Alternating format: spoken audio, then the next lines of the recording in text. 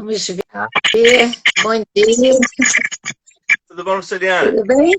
Tudo bom, graças a Deus. Tudo bom, e você? Tudo bem aí? Tudo bom em paz aí? Tudo em paz. Não Hoje está aterrado com aulas, não? eu tô, mas deu para encontrar um intervalo. Período de final de semestre é sempre corrido, né? Muita coisa. Porque tem muito trabalho para corrigir, né? Muito diálogo com os alunos, aí o tempo fica encurtado, né? Com certeza. Mas tá tudo bem. Hoje um dia lindo de sol aqui em Petrópolis, então já é uma coisa boa também. Pois é, eu estava pensando assim, ontem a gente teve um anúncio de que esse tempo de sol, né? A gente teve aí 2 ou 3 semanas de chuva e o céu muito cinza, né? E a gente precisa das águas, vem aí o verão e tal. Mas assim, é tão bonito olhar o céu azul. 5 horas da manhã hoje estava um céu azulzão, lindo, maravilhoso. Então, assim, e eu fiquei pensando nesse nosso encontro, que a gente não planejou, a gente fez, claro, a gente planejou o encontro, mas eu quero dizer assim, a gente não planejou que esse encontro sobre a gratuidade fosse feito no dia de hoje, que é um dia de Nossa Senhora das Graças, é um dia de ação de graças, né? Aí eu falei, gente, olha, um dia para a gente discutir a graça, a gratuidade, a gratidão, e coincidiu absolutamente, porque a gente teve vários temas, a gente poderia ter mudado a ordem, mas a gente não se preocupou com isso e acabou acontecendo, eu vou falar assim, uma feliz coincidência, não é? De que a gente venha tratar desse tema no dia de hoje. Achei assim tão amoroso que isso tivesse acontecido, né? Porque não foi planejado para isso, mas aconteceu. Que coisa boa. Muito bom. Bem-vindo, então, quem está chegando agora. Nosso assunto, então, é gratuidade, gratidão, né? Graça, viver em graça. E eu estava me lembrando, Juliana, daquele texto do Evangelho, de quando Jesus cura 10 leprosos, né? E aí somente um volta para agradecer, porque no caminho, né? Porque Jesus cura e diz assim, olha, vão se mostrar ao sacerdote. Enquanto eles estão caminhando, eles são curados. E aí um deles apenas que olha para si mesmo e percebe que está sendo curado, e aí volta para agradecer. Então acho que é uma analogia muito interessante da nossa própria vida, né? Ou seja, parar para ver o que tem acontecido com a gente para ser grato por isso, né? Eu acho isso é muito impactante, né? A gente tem hoje, no mundo contemporâneo, né, na nossa tal normalidade de vida. A normalidade de vida é a velocidade, você não tem efetivamente um tempo para a contemplação, então, assim, você parar e pensar no que está acontecendo com você, né? Como o leproso parou e se olhou, você não se olha, e à medida que você não se olha, você não reconhece a sua relação com o outro, né? Ou sua relação com a natureza. A gente estava falando dessa manhã maravilhosa, que aquece o coração, dá vontade de você viver e fazer coisas boas, né? Que é uma relação, não é uma relação alienante, ao contrário, né? Então, acho que essa percepção de que a vida ela se constrói num processo relacional, né? A vida humana é uma vida de relações, demanda que a gente perceba o que a gente tem recebido de graça, né? Essa gratuidade vai e se mostra ao outro porque o que você pediu te será concedido, né? Mas também assim voltar e dar graças a isso, parar para dar graças, parar para dar esse tempo de que é um tempo que não só dá graças ao outro, que eu penso assim, mas quando você sente essa experiência de gratidão, gratuidade, gratidão, como o seu coração se alimenta. É uma coisa assim de bem-estar, é como se você tivesse recebido uma lufada de ar novo, né? Você diz, ai caramba, que coisa boa que eu pude dizer para ele como eu sou grata, como eu recebi isso com bem-estar, né? A ideia do estar bem, do bem-estar, do bem viver, que tem a ver com a ética, né? Lá do Aristóteles, né? O bem viver não é? É exatamente essa coisa relacional em que as trocas nos compensam daquilo que não é possível ter no viver bem, né? Viver com vantagens, enfim, com benesses dessas que você consome sozinho, consome individualmente, né? Eu penso que tem uma economia da gratuidade em oposição à economia do mercado, onde tudo tem um valor marcado e se você não paga esse valor marcado, você não tem. E na economia da gratuidade, você recebe muito mais e você pode ofertar muito mais. Então, acho que isso é uma coisa que nos escapa. E que era importante que a gente soubesse fazer isso, porque a gratuidade com que você recebe, daquilo que você recebe, que te move a uma gratidão, te move a esse momento, ela valoriza não só quem está recebendo a gratidão, né? Olha, reconhecido, mas é um reconhecimento do valor que você tem, porque você pode ser grato, né? Você tem uma gratidão para mostrar, né? Isso te acrescenta a você, talvez até mais do que o outro que receba a gratidão, que talvez nem esteja lá muito na expectativa, né? Eu fico pensando na discussão antropológica do Marcel Mauss, que fala disso, que todo dar implica que eu queira receber, porque tem muita gente dando e outros que não querem receber, porque não é só o bem material que você recebe, não é? E esses todo mundo está correndo atrás, mas tem um outro tipo de bem que pode fazer na partilha você crescer, você se descobrir, é preciso que você queira receber. Ele fala do receber, do dar, receber e do retribuir, que é o reconhecimento daquele bem que me foi feito, a mim que me engrandece e engrandece ao outro. Acho que essa questão da dádiva é algo que está excluído das nossas atenções nesse século, porque a gente tudo pensa que pode pagar, né? Eu posso pagar por isso, eu posso pagar por aquilo, e tem coisas que são impagáveis, né? Eu gosto do poema do Rubem Alves, quando ele começa a enumerar pequenas coisas do dia a dia que ele ama, né, e que ele se sente grato. Então ele começa a falar do sol, começa a falar de sentir a areia da praia, começa a falar dessas questões do dia a dia mesmo, né, cotidiano. Isso eu acho que é algo que a gente acabou perdendo ao longo do caminho, de alguma maneira, enquanto sociedade, né, essa capacidade de parar e receber com gratuidade a vida como dom, né, porque ela é um dom pra gente, né, e aí a gente acaba... Certamente. Certo. Eu acho que mesmo quem não percebe a vida como um dom, do ponto de vista de uma religação, de um religare, né, uma dimensão transcendental, eu acho que mesmo quem não percebe isso, não quer perder a vida. Então, ela é algo que você recebeu e que você não quer perder, né? Você não quer jogar fora.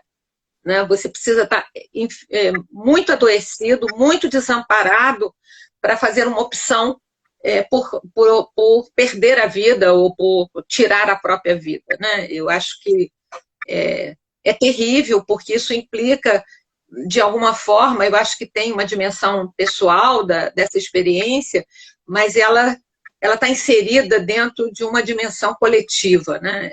Eu penso que você percebe melhor essa experiência de dar e receber quando você se encontra dentro de um âmbito de questão coletiva. Você dá valor à água quando a água falta. Aí você percebe que dom, que graça extraordinária é ter a água, né, saindo na torneira toda manhã, lembro do Rubem Alves. A água que sai na torneira toda manhã. Só quando ela falta é que você vai reclamar, né? Mas é uma experiência relacional, uma coisa que é fonte de vida, né? Fonte de vida a água. Então, assim, essa dimensão da gratuidade, né? Que é também uma percepção do meu limite. Eu fico pensando, sem o outro, sem aquilo que me cerca, o que eu sou, né? O que eu sou sem essa dimensão ampliada do meu do meu estar no mundo. Né? Meu estar no mundo está implicado não só com o lugar onde eu estou agora, mas com tudo que me cerca, né? Com tudo que está à minha volta. Então, essa dimensão de ser com os outros, de ser uma experiência de convivência, né? Dessas relações que são intersubjetivas, elas implicam, de alguma maneira, um compromisso, que eu penso, assim, um compromisso com aquilo que está à minha volta, com aquilo que eu realmente considero um valor, né? Nessa dimensão relacional da vida. Mas com muita frequência, a gente não percebe o motorista do ônibus que está levando a gente, a pessoa que cedeu um lugar, não para nós, mas para uma outra pessoa de mais idade ou doente. Né? E quanta beleza tem nisso, quanta beleza, que eu acho que também essa experiência ética ela está ligada a um sentimento de beleza, a um sentimento estético da vida, né? Que coisa boa ter alguém generoso. Acho que essa dimensão da gratuidade ela é muito importante, porque ela implica o cuidado com o outro, né? Atenção com o outro. E essa atenção com o outro, você, no fundo, está cobrando para com você. Né? Eu dou atenção ao outro porque eu espero também receber essa atenção. Né? Eu espero ter alguém que cuide de mim, né? Que me olhe, que me perceba. Acho que é uma graça realmente, né? Poder estar com essa dimensão. Acho que isso é riquíssimo, riquíssimo. Né? Verdade. Enfim. Pessoal, bom dia. Quem está chegando agora, sejam muito bem-vindos, bem-vindas. Se tiverem perguntas, o tema de hoje é gratuidade. Qualquer pergunta que vocês tiverem, fiquem à vontade para fazer e a gente vai tentar responder. Lembrando que não sei também é uma resposta. Com certeza. Com certeza. Aliás, porque eu acho que a gente está pensando alto, né? Eu acho que a gente não está dando aula, não é? A gente está conversando sobre uma experiência que a gente tem em determinados temas, ou alguns temas que nos preocupam, sobre os quais a gente não consegue pensar sozinho e não dá conta sozinho, né? E não é só a questão de experimentar isso, é pensar sobre a experiência, né? Que é a grandeza humana. É poder pensar sobre si mesmo, né? É poder olhar a si mesmo. Um sujeito que se olha não mais como sujeito apenas, mas como um outro, né? Como um outro que você precisa de reconhecer. Então, acho que essa experiência de pensar na graça, na gratuidade, na gratidão, essa associação toda, né? Eu acho que ela tem a ver com a nossa capacidade de ampliar essa condição de estar no mundo, né? Porque se você só come, bebe, dorme e procria, não é? Sem você pensar no que é comer, beber, procriar, sem você poder refletir sobre isso, eu acho que você perde essa dimensão gratuita, né? Gratuita nesse sentido de graça, de benesse, de dom, de bênção, e de mistério que a vida tem, porque eu acho que isso tudo é muito misterioso. Né? Por que eu estou aqui e não outro? Né? Por que eu sobrevivi e um irmão não sobreviveu? Né? Por que meu filho foi antes de mim? E assim, são questões que nos atravessam e a gente fica procurando os sinais das bênçãos, os sinais das graças, porque eu estou vivo, eu tenho que fazer com essa vida alguma coisa, né? E acho que essa é uma grandeza, é uma grandeza com a qual a gente tem que aprender a lidar, não é? Fico lembrando do assim, um filme apaixonante para mim, né? Que é o Homens e Deuses. Não sei se você lembra do filme, né? Um filme apaixonante, apaixonante. Centrado numa coisa real. Acho que é um filme de 2010, não é? É um filme, não está muito longe de nós, né? E eu penso que tem a ver com o Salmo. Você vai saber qual é o Salmo. Eu não sei se é um Salmo ou se é uma passagem bíblica do Antigo Testamento, mas eu acho que é um Salmo do Antigo Testamento, não é? Homens e deuses, acho que é. Né? Vocês sois deuses, mas morrereis como homens, né? Então, acho que eu lembro que isso está na abertura do filme, né? que é um caso real, não é? De um mosteiro trapista na Argélia, e que em torno desse mosteiro trapista, de homens que vivem em silêncio, em solidão, em trabalho manual, em horta, em plantar e colher, em torno desse mosteiro vai se constituindo uma comunidade muçulmana, não é?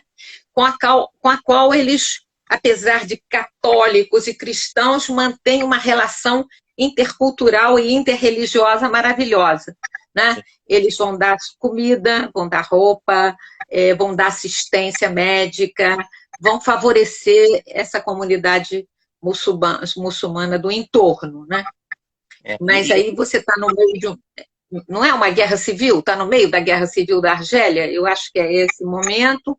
E aí os jihadistas... que ilustra essa questão da atenção ao outro e a outra religião, que é o Christian, né, que é o líder da comunidade. Líder, na verdade, embora seja uma comunidade, né, inclusive isso é falado no filme, mas ele está estudando, junto com o texto bíblico, ele está estudando o Corão, está estudando o texto tudo aberto na sua mesa, e ele está fazendo inter-relações. Isso é muito legal. Muito lindo isso, você bem lembrou, bem lembrou. E como é que esse desejo de ir ao encontro do outro, não importando qual é as práticas religiosas, né? Porque a crença, inclusive para o muçulmano do Alcorão e o cristão da Bíblia, é no único Deus, é no mesmo Deus, né? No mesmo Deus trinitário, inclusive, né? Então, assim, como é que ele vai ao encontro dessa gente que sequer sabe o quanto ela é parte de uma reflexão que altera a Christian e a comunidade, né? O fato de estar em doação com eles altera a perspectiva de vida dessa comunidade, né? Que é uma coisa muito linda. Até que vem os da Guerra Santa, os jihadistas, né? E que ameaçam a existência dessa comunidade cristã tão generosa, tão generosa com a aldeia muçulmana, né? E procuram interferir. Esse filme me toca muito porque tem uma opção. Eles podem ir embora e deixar a comunidade muçulmana por conta dos jihadistas, que vão ser, enfim, transformá-los em soldados e vão utilizá-los e vão, enfim, tudo isso que a gente já sabe, não é? Ou eles permanecem, e mais do que isso, permanecem sem aceitar a entrada de armas no convento, no mosteiro, quer dos jihadistas, quer do governo, para protegê-los, né? A minha proteção está no nome do Senhor. Aliás, a cena que ilustra isso com perfeição para mim é uma cena dupla. É uma cena que é uma conversa do Christian com o líder dos terroristas, e aí ele fala assim: se você tem armas, vamos conversar lá fora, porque aqui não entram armas. Aí tu começa a falar sobre a necessidade de que o médico do mosteiro vá atender os terroristas, e o Christian diz: não, ele não pode ir. Mas você não tem escolha. Eu tenho. E assim, é um confronto, mas é um confronto não bélico, né? É um confronto não utilizando a violência. Isso é bem interessante. E a outra cena é o mosteiro, eles estão lá cantando, e aqueles belíssimos cantos gregorianos, ou semelhantes a canto gregoriano, e tem um helicóptero do exército sobrevoando o mosteiro, e a câmera focaliza a arma. A arma é como se a arma estivesse olhando para o mosteiro. E o canto deles sobressai ao som do helicóptero, e ele acaba se afastando. Isso é uma cena fantástica. Muito linda, né? É uma expressão belíssima. Por isso que isso que você falou, por exemplo, a mim me encanta, porque você vê que o filme está falando muitas linguagens simultaneamente. Como é bonito perceber que a arte pode ter vários discursos simultâneos. A arte tem sobreposição, que não é um apagamento, mas é uma coexistência de sentidos, não é? Então, essa coisa da abertura que a cena traz, né? O canto, o louvor, o helicóptero, a guerra, o som que sobe, que é do canto que se sobrepõe às armas, ao belicismo, né? Então, acho que essa é a beleza da arte. Não é? E eu acho assim, a arte era uma coisa que todo mundo, independente de raça, de cor, de cultura, todo mundo deveria ter acesso e ter a generosidade de pensar isso em voz alta, né? Pensar isso, porque parece uma loucura que aqueles monges prefiram ficar com essa comunidade que está sendo ameaçada, né? E ponham a sua...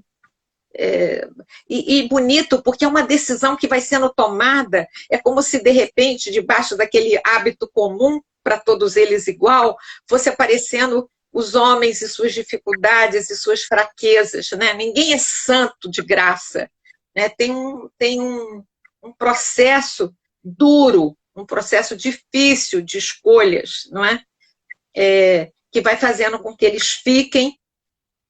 E a retribuição, isso é tão bonito, pensando na antropologia ali do moço, a retribuição está no bem-estar dessas pessoas, a retribuição está na graça de Deus que os fortalece, né? Na certeza que eles têm, e é uma certeza agoniante, aquela caminhada para o fuzilamento, né? Em que eles sabem o que vai acontecer com eles, né? E ninguém fica apavorado, desesperado, arrancando os cabelos, né? A vida é maior do que parece. Eu acho que isso é que é a grandeza, né? A vida é maior do que parece. O filme é um filme que a gente pode ver muitas vezes, né? Eu acho que eu já vi esse filme, eu dei um curso inteiro na pós-graduação sobre esse filme. Então, acho que para discutir isso, para discutir dádiva, gratidão, gratuidade, isso de um ponto de vista da filosofia e da antropologia. Mas isso está na vida comum das pessoas, isso não está na dimensão cerebral das reflexões filosóficas ou teológicas, não, né? Então, acho que isso é assim, isso tem carne e osso, tem sangue. Acho que isso que é forte, né? E a questão, essa questão da gratuidade do dia a dia, né? O nome do filme é Homens e Deuses, tá bom? Então, vale a pena assistir, é maravilhoso. Homens e Deuses, filme francês. Prêmio de Cannes em 2010, tá? É um prêmio do Festival de Cannes em 2010. E aí, acho que a gente pode pensar em outros filmes que trabalham essa temática da gratuidade. Eu me lembrava aqui do filme Chocolate, né? Que é aquela apresentação de uma comunidade muito religiosa, muito vinculada à presença do prefeito da cidade, que acaba trabalhando como diretor, né, das atividades religiosas. Inclusive ele controla os sermões do padre, né? O padre, que é um padre novo, apresenta a ele lá o sermão, ele, não, deixa eu só dar uma olhada, isso aqui está muito leve, isso aqui tem que ser mais ressaltado. E aí é apresentada uma profunda moralidade, assim, eles estão numa semana, num tempo de jejum, né, em toda a cidade, e chega na cidade uma mulher, né, mãe solteira, que abre uma loja de chocolates, assim. Então, em pleno período de jejum. E assim, é muito interessante, porque a inserção do chocolate, que é uma coisa do cotidiano, né? A inserção do chocolate na vida da comunidade faz com que a comunidade redescubra o prazer da vida, né? Então você tem lá um casal que não tinha qualquer relação entre si, mas de repente, de alguma maneira, a presença do chocolate, de comer o chocolate, faz com que eles se reencontrem, né? Então, assim, é muito, muito interessante. Por outro lado, você tem uma imposição desse prefeito, né, que é o Alfred Molina, se não me engano, que vive papel. Isso. E ele tentando, com a força, digamos assim, tornar o marido lá violento de uma mulher, torná-lo um ser decente, um ser moralmente aceito. E aí o filme vai mostrando a parte, né? O chocolate que ele faz e essa imposição da moralidade que até rejeita a gratuidade naquela prática. O filme é maravilhoso, assim. Esse filme lembra outros filmes maravilhosos de generosidade, de gratuidade, né? A gente podia lembrar Festa de Babette, por exemplo, né? Que tem uma dimensão também maravilhosa. Né? Você é capaz de dar todo o bem material que você tem para causar uma alegria, uma experiência de bem-estar que não é mensurável pelo que você gasta, mas por aquilo que você causa, pela oportunidade que você dá aos outros de experimentarem essa dimensão da vida, né? Então, é essa gratuidade de você entregar o que você tem de melhor, né? E, na verdade, não significa uma perda, não significa você perder o que você tinha, ou bem material, ou recurso, mas significa você ter de volta a alegria que você é capaz de causar. Eu acho que essa experiência, que é uma experiência de criação, né? Eu posso criar. Aí a história do homens e deuses, né? Morrereis como homens, mas são deuses, porque a gente pode criar essa experiência dessa generosidade que nos faz ser o móvel dos acontecimentos, do aparecimento, da alegria, do bem-estar do outro. Né? Eu acho que essa prática do filme desses filmes, né, deixa a gente muito, muito tocada. Né? E é sempre uma experiência, eu acho que mais coletiva. Eu acho que você faz isso individualmente, mas como é uma coisa relacional, isso acaba tendo eco à sua volta, isso acaba tendo eco à volta dos outros. Né? Então, não se trata de uma prática de santificação ou de salvação pessoal, né? Mas é uma prática de bem-estar comum, essa experiência da dádiva, do dom, do presente, não é? Ela se expande, ela é como se ela gerasse uma cadeia de bem-estar à sua volta e que acaba devolvendo a você o fato de você poder ser uma pessoa que está nesse circuito e você ser capaz também de ter o que fazer ou de ter o que dar. Né? Eu acho que isso é de uma riqueza enorme. Acho que o cinema está cheio dessas mostras, né? Às vezes em cima de fatos reais, como naquele caso dos Homens e Deuses, ou como o caso da Dinesen, que é um conto dentro de uma experiência que ela vai ter em função de ter vivido na África durante muito tempo, numa fazenda, e visto como é difícil dar e receber, né? Como é que as trocas não são tão fáceis como a gente pensa que são. E é exatamente nessa prática da gratuidade é que há o exercício da espiritualidade, né? Porque essa não é feita em templos, por mais que se pense o contrário, né? Essa é feita no dia a dia, no encontro com as pessoas. Eu lembro muito de Jesus de Nazaré, e aí Jesus, ele dificilmente vai a templo. E quando vai a templo é para causar problema, ou para causar problema com ele. Né? Onde é que ele vive a sua espiritualidade, que é uma gratuidade em vida? Ele vive no encontro com as pessoas, nas praias, nos almoços, nos jantares, compartilhando a mesa. Então, essa prática do dia a dia, de encontrar na vida essa gratuidade, essa graça de viver, eu acho que é um elemento que nos salva, né? Que nos ajuda a nos reencontrarmos, digamos assim. Então, e assim, uma graça que é fornecida ao outro também, né? Mesmo que o outro tenha que pagar por crimes, por exemplo. Estou me lembrando aqui do filme Os Últimos Passos de um Homem, né? Que há uma freira que ela está atendendo a um homem no corredor da morte. Eu quis rever, não consegui. Oi? Eu quis rever esse filme e não consegui. Ele ficou perdido na minha memória, mas diga que eu quero ouvir de novo. Toda a estrutura do filme, ela é apresentada da seguinte perspectiva. Você tem ali um homem, né, que cometeu um crime, que ele está sendo condenado, embora essa confissão do crime só aconteça lá no final mesmo, você tem certeza do que ele fez.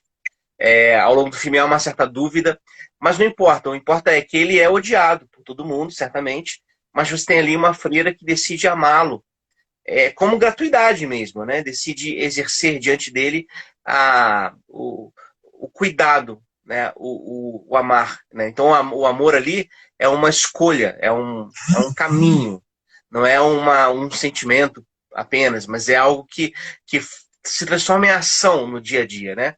E aí aquela freira vai acompanhando ele até o final da vida, assim. E, em certo sentido, isso dá não apenas à própria freira, mas também ao condenado, dá uma possibilidade de recomeço, digamos assim. Ele fica ciente do que fez. Ele se arrepende do que fez no final, né? Paga o preço e tudo mais, mas é um elemento bem interessante esse caminhar dela com ele durante o filme. Eu estava pensando, você estava falando, eu estava lembrando o seguinte, a gente tem uma visão de que caridade é dar alguma coisa que o outro precisa e que te sobra, né? E quando você olha isso em São Paulo, por exemplo, né? O que é o amor que subsiste a tudo? A esperança vai acabar, a fé vai acabar, e o amor vai ficar. Aí você percebe que nós, assim, vou dizer de uma maneira talvez pouco teológica, a gente não tem uma experiência da caridade como um dom de amor, não é? Você tem como assistência, você está dando uma assistência ao outro. Na dimensão do amor, você tem a troca, né? Você tem... porque mesmo que o outro não possa te dar nada, aparentemente, o fato dele aceitar, isso está lá o moço, né? Você dá, o outro tem que aceitar. O fato dele aceitar, que deve ser o caso do condenado frente à freira, como isso é para ela a retribuição que ela precisa desse esforço gigantesco que ela está fazendo de comovê-lo, né? De movê-lo desse lugar onde ele se encontra empedernido, endurecido, não é? E até ele admitir que, então, foi um dano, foi um mal, foi um erro, não é? E como isso retroalimenta a ela. Então, acho que assim, a ideia da caridade precisava ser extremamente movida dentro do mundo cristão. A gente não é caridoso porque dá, né? Mas essa articulação, essa integração, esse desejo de estar com o outro, de vê-lo bem, de modificá-lo, né? E que às vezes a gente não consegue, porque também a gente não tem esse poder, não é? De transformar todas as pessoas, e a gente talvez não veja essa transformação. Isso é uma coisa muito interessante. Você não sabe quando é que as pessoas vão se tocar com alguma coisa que você fez ou com alguma coisa que você disse, não é?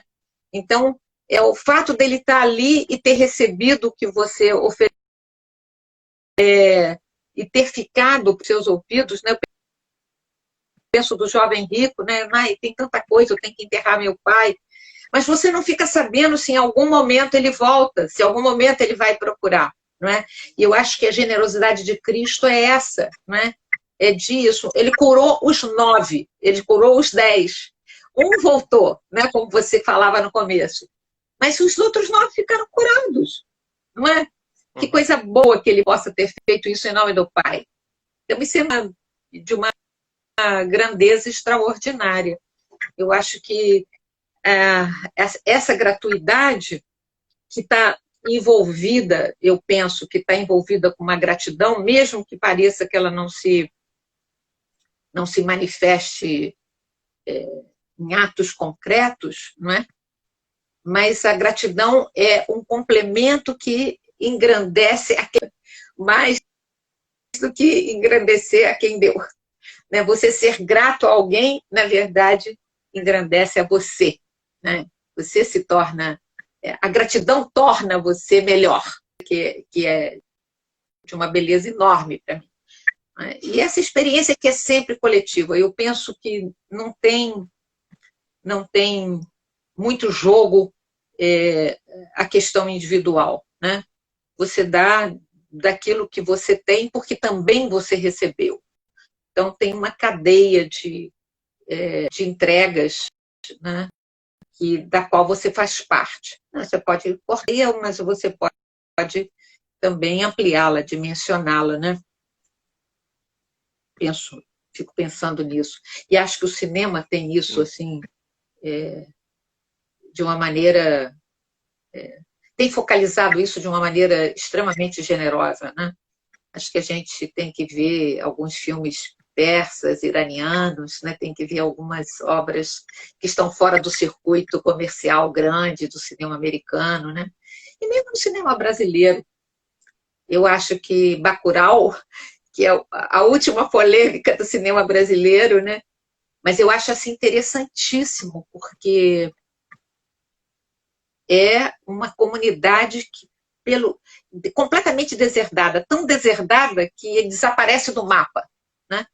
Tão apagada pelos políticos que querem manipular, acho que a represa, não é? Tem a represa de água, eles estão passando necessidade de água, mas a represa está para ser vendida e o prefeito faz aquela jogada terrível com a história dos livros dentro de um caminhão de lixo, né? Dentro de uma caçamba de lixo. Então, assim, a comunidade, porque ela tem um passado comum, porque ela tem uma herança, ela consegue se organizar sem que exista uma estratégia de guerra preparada, né? Eu acho que a grande resistência deles contra a invasão, contra o abuso, né, contra a matança, com os valores que eles trazem e que podem partilhar entre eles. Acho que isso é de uma grandeza extraordinária. Não sei se você gostou do filme.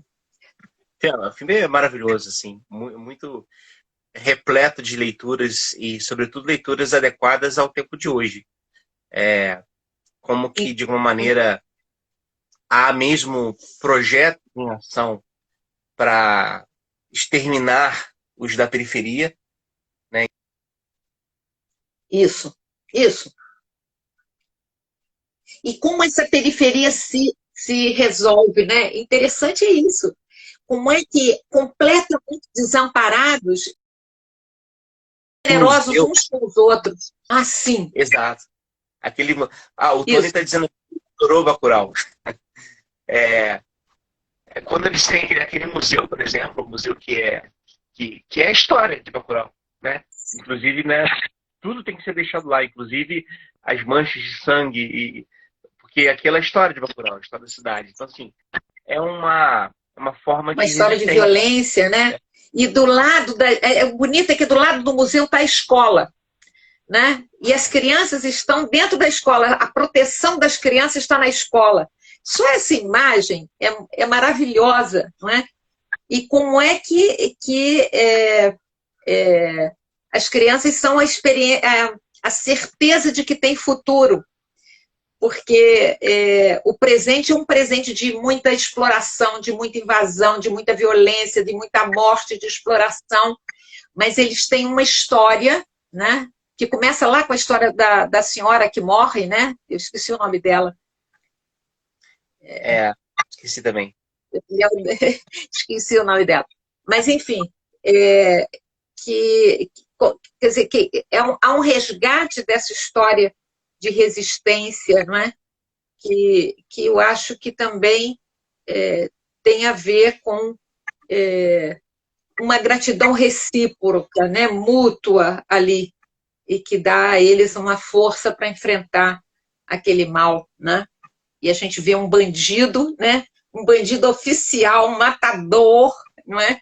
Que vai ser uma figura de eixo na revolução que tem ali, porque ali tem uma revolução, né? Forçada por uma questão de violência de armas, inclusive, né? mas tem uma revolução que é uma revolução de valores, né?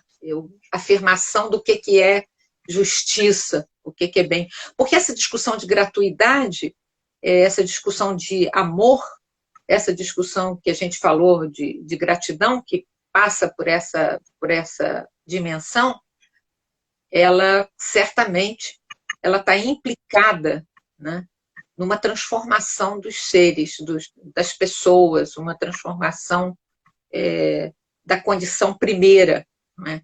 A pessoa tem que ir se descobrindo nisso, né? Mesmo sendo o destinatário, o donatário de um bem, não se reconhecer como inferior, porque se recebeu porque o outro julgava que ele estava à altura de receber.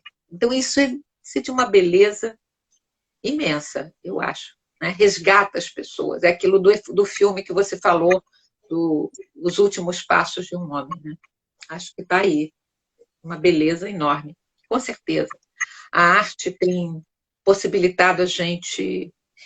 Devia ser um direito, inclusive na escola, em vez de a gente ficar enchendo de conteúdo a cabeça das crianças e dos jovens, esses filmes que a gente falou, para a juventude ver, né?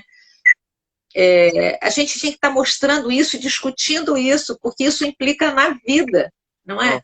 Não em conteúdo das capitais da Europa setentrional, porque isso no jornal você vai descobrir onde está Oslo, onde está Estocolmo, ou o que seja, não é? Mas onde está o valor da vida que está em você e à sua volta, você tem que poder parar para pensar e ver, e a arte te dá essa estratégia para ver a vida, né? Que eu acho. Que é a cena final do banquete lá da festa de Babette, que para mim é a melhor maneira de terminar aquele conto ou filme, que é a perspectiva de um banquete que é dado, né, e que gera reações como reencontros entre os irmãos da comunidade, perdão mútuo sendo oferecido, o reencontrar da alegria da própria vida, o reencontrar do sentido da religião que eles praticavam. Então, assim, tudo ali por causa de comida. Eu acho que não é à toa que Jesus compara o reino de Deus a um banquete. Pão, vinho, que pão e vinho é a comida do cotidiano da Palestina no primeiro século. Então, é como se estivesse dizendo, o reino de Deus é feijão com arroz. Né? O reino de Deus é a comida do dia a dia, a coisa, né, comum, porque é esse cotidiano que a gente vive que, de alguma maneira, é santificado pela presença da gratuidade em si, que é o próprio Deus que está cuidando da vida, que está na vida, né? E por isso que dá sentido à vida. Acho que aí a cena da festa de Babette, do finalzinho do banquete, é perfeita nesse sentido. É uma ilustração claríssima do que é. O chocolate também, da mesma forma, né? O prefeito lá, que era todo moralista, e aí ele acaba decidindo resolver com a violência, destruindo a loja de chocolate. E aí tem uma vitrine cheia de chocolate enfeitado, né? Ele destrói tudo, mas aí no âmbito da destruição cai uma gotinha de chocolate aqui, e ele prova com a língua.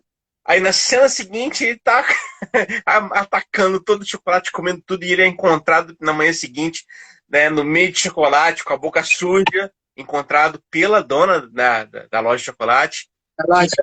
E assim, aquilo muda radicalmente a forma como ele mesmo pensa, e como o padre, que aí vai criar um sermão novo, né, sem a vigilância do prefeito, e esse sermão ilustra a gratuidade, ilustra essa graça de viver. Então, esses elementos são sensacionais e são necessários para a gente, né? Enquanto formação, eu concordo plenamente, professor. Essa lógica conteudista de ensino, ela não é suficiente. Ela não atende as questões. Porque se a gente divide... Eu lembro de uma fala sua, numa palestra antiga, lá no Ninga Rio, inclusive, que eu nunca esqueci. Dizer que a modernidade dividiu o conhecimento em caixinhas, né? Só que saberes encaixotados não dizem respeito à totalidade da vida. Então, eles não têm sentido, né? E é isso mesmo. precisaria rever essa questão toda, inclusive do nosso ensino, né? Para incluir essa lógica da gratuidade. Eu imagino que se a gente pusesse no colo das nossas... Por que as crianças pequenininhas amam a literatura infantil? Amam ler, elas querem aprender a ler. Por que elas querem aprender a ler? Elas não vão escrever cartas, elas não vão fazer nada com isso. Elas querem aprender a ler porque elas querem ler os livros maravilhosos de que elas já ouviram algumas vezes alguém narrar, né? Então, porque esse encanto que a literatura infantil tem dimensiona a possibilidade da vida que elas ainda não veem. Isso é a maravilha.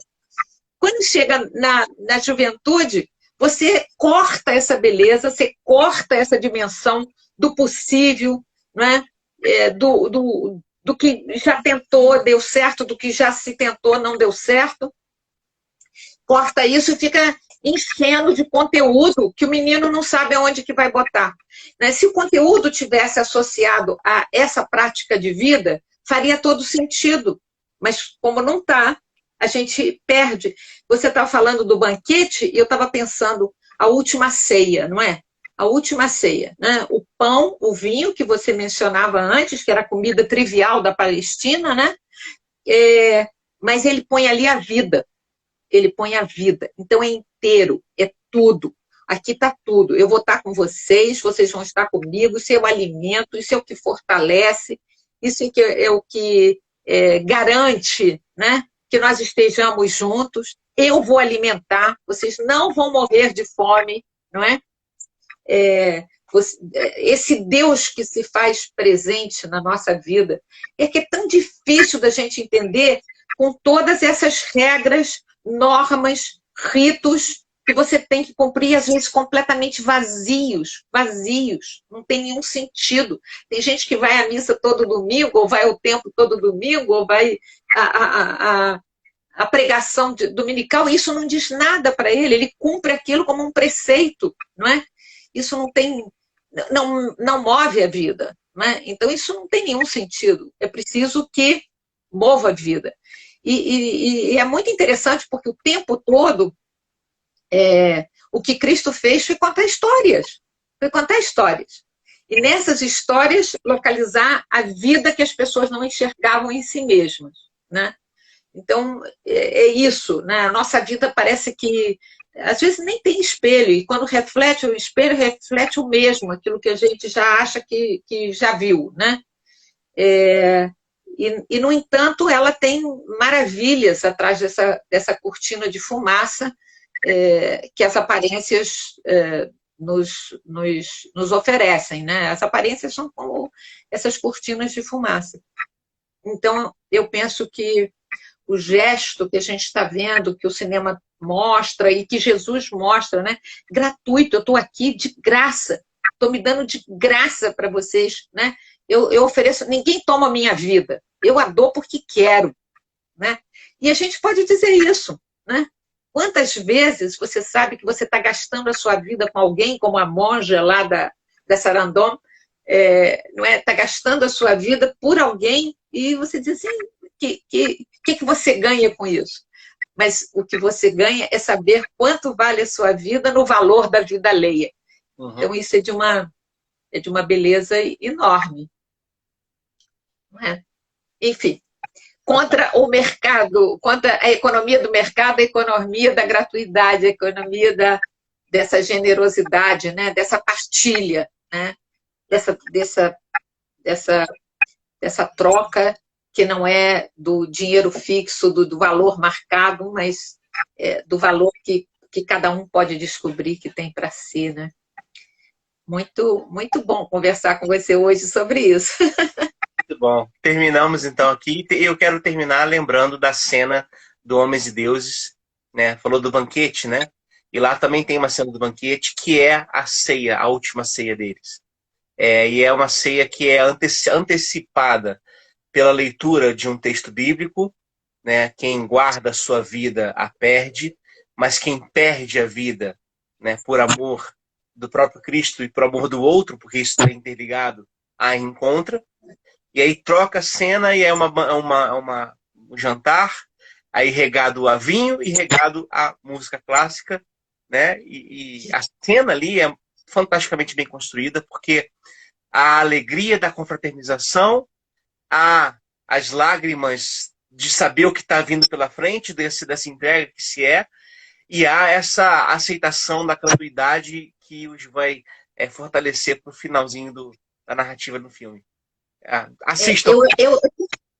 Eu tenho a impressão que a música que você se refere não é o Lago dos Cisnes? O Lago dos Cisnes, exatamente. Exatamente. Não é? É lindo. Maravilhoso. Maravilhoso. Bom, tocante. Ótima lembrança para terminar esse nosso encontro de hoje. Muito bom.